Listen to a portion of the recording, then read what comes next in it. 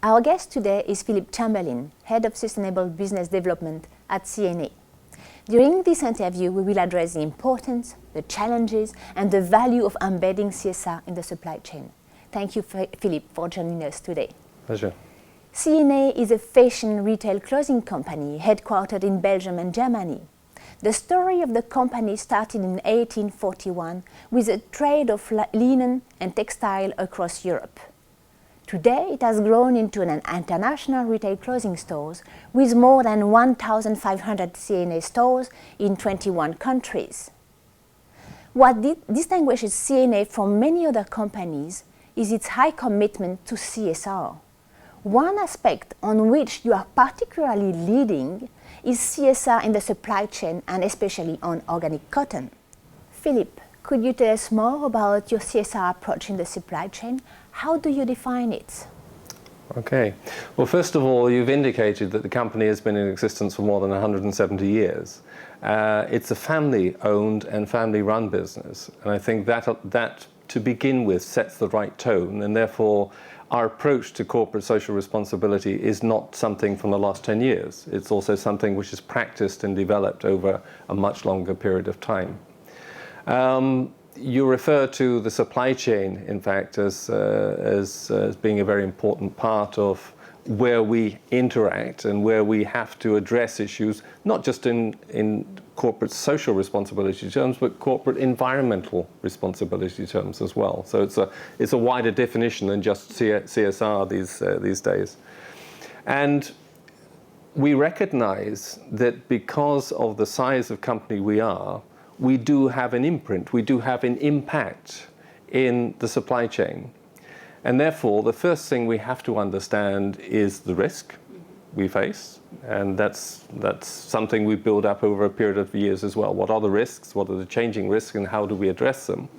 But for us, this goes well beyond just managing risk. This goes to the opportunity side as well. You've referred briefly already to organic cotton. And perhaps we'll come back to this during the interview, but that's a very good example of where a business opportunity has arisen. And whilst we address that business opportunity and see the business value, we're actually also addressing issues related to corporate, social, and environmental responsibility as well. And so in going beyond risk, in going into opportunity, we're looking here not just to have less negative impact on our activities in the supply chain. We're looking even in the end to how can we make a positive impact because of everything we do. And in that respect, another aspect of being a family business is the ability to take long-term decisions based on long-term planning. And I think that's perhaps also what helps to distinguish CNA in this field from some of our major competitors. Could you tell us how do you implement it in the supply chain? Well, first of all, you have to ensure that your own team is fully understanding of the risks and the opportunities, because it cannot just be a standalone sustainable business development department actually is managing this. It has to be the whole organization understands their role and their impacts as well. So before you get into the supply chain, you have to ensure that you are embedding the processes and the need to do certain things with the overall CNA team. Then, of course, you have to get your supply partners involved, engaged as well. And so CNA has a number of supply conferences throughout the year.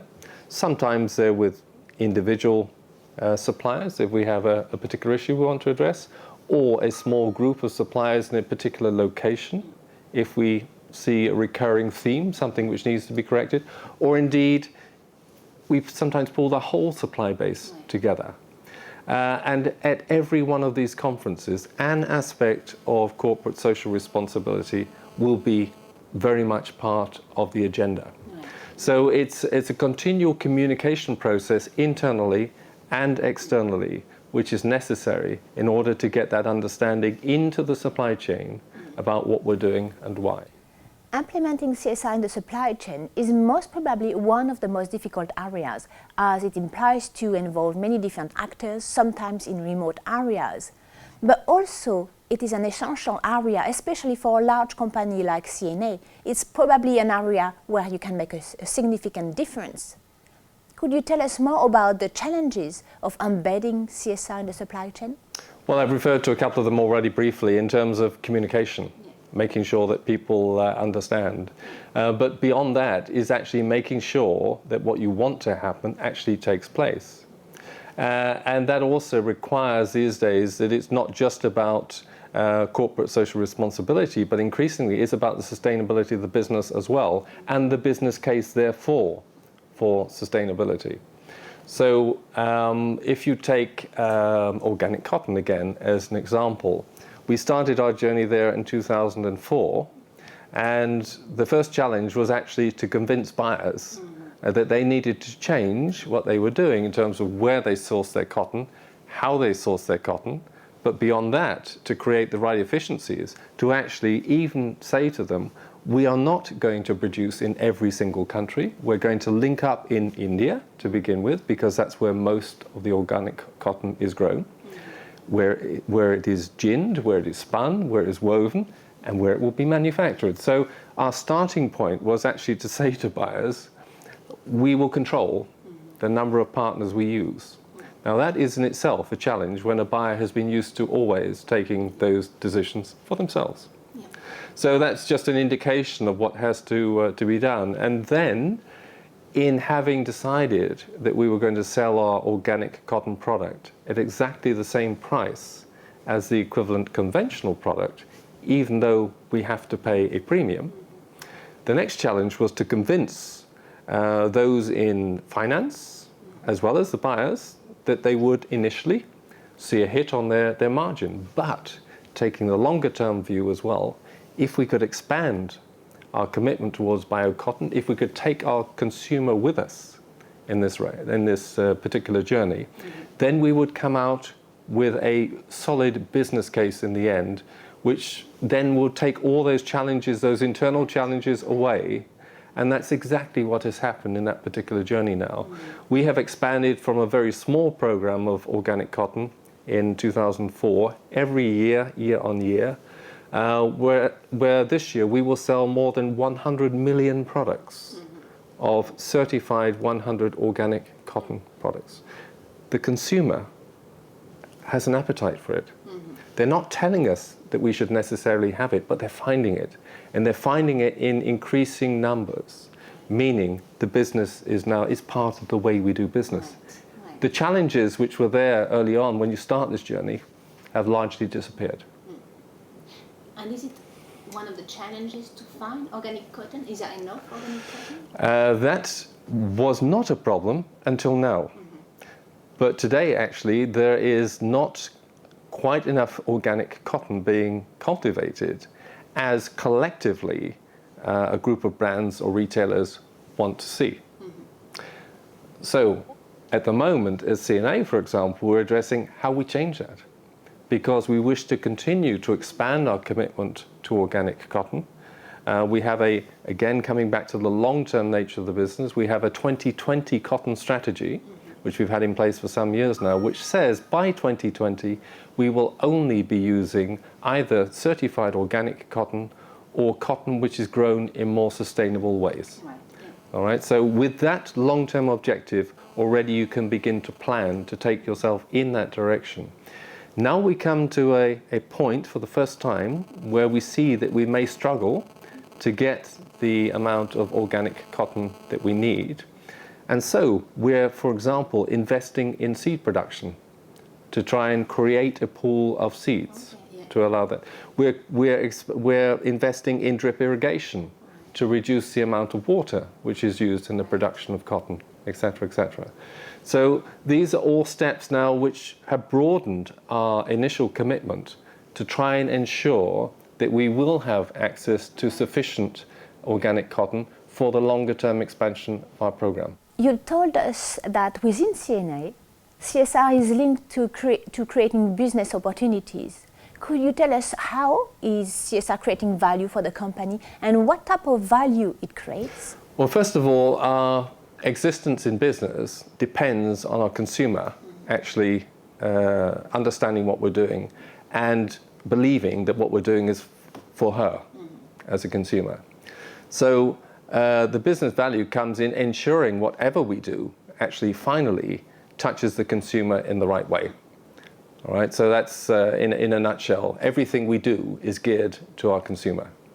All right, and I think increasingly consumers are becoming more aware of what needs to be done, or what companies need to be doing in their supply chains. So that's initially covered by risk analysis, but the consumer is wanting to hear more of the story these days. You know, what more you're doing beyond, you know, risk management. And therefore, it comes down to as simple as if you focus on what your consumer wants, knowing that that consumer is all the time getting more demanding, then I think the business strategy falls into place as naturally as anything else. And I think for a company which is as mature as us in terms of our commitment to long-term CSR, addressing long-term CSR issues, it's part of the way we do business. It's as simple as that. But perhaps another aspect, and one which is certainly grown in the last 2 or 3 years, is the fact that whatever individual companies do in this field, it's never going to be enough. Today, you always need companies willing to take a leadership role, but you will only successfully address major issues in clothing supply chains if you work with a multiple group of stakeholders. Now that means increasingly working with our competitors in non-competing areas of the business, and the environment here is a very good point in question. But also working with trade unions, working with NGOs, working with governments, working with academics, academic institutions. It is these days, the issues are so big and so complex, they can only be solved actually at a you know, sort of global level if you work in partnerships.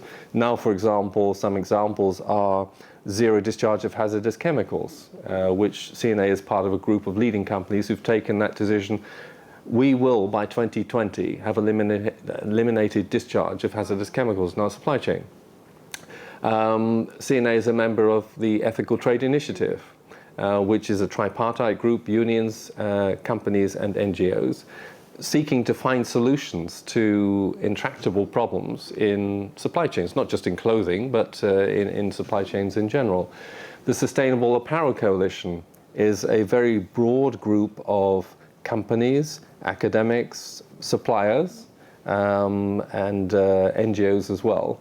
Again, looking to what can we change at a global level in supply chains. So therefore CNA is party to many of these developing multi-stakeholder groups and willing to share our learning of what we have found in our own experience, but also then to listen to others and therefore hopefully together actually make a much more significant contribution to change than if just done as one specific retailer. Interesting. So it's a new way of working for companies. It's a very new way of working for companies. And it's not every company that feels immediately comfortable in that space, of course, because this is entirely new. But to give the latest example of how broad this has become, if you look at the Accord on Fire and Building Safety in Bangladesh, which has been set up, we have more than 150 companies who actually joined that initiative. That is unparalleled in our industry, that 150 companies have come together, have signed one document to cooperate in order to change something which quite obviously needs to change. In this case, fire and building safety in Bangladesh. That's the latest example and probably the most extreme example of cooperation between a huge number of companies in wanting to make sure that change actually takes place. A last question. How do you see the future of CSR in the supply chain? How is it going to evolve, and what are the next steps for CNA? Well, first of all, it's an indispensable way of the way you do business, as I've said earlier. But if there's another dimension that has to come into this, I would say it's the involvement of the suppliers in a reciprocal way. And in meaning that not only do they listen to what it is we think we would like them to be doing, but that we listen to them in terms of what they might already be doing. And I think it's this partnership approach between, say, buyers and sellers on the one hand, which traditionally in our industry was perhaps formerly a more gladiatorial sort of engagement. Yeah.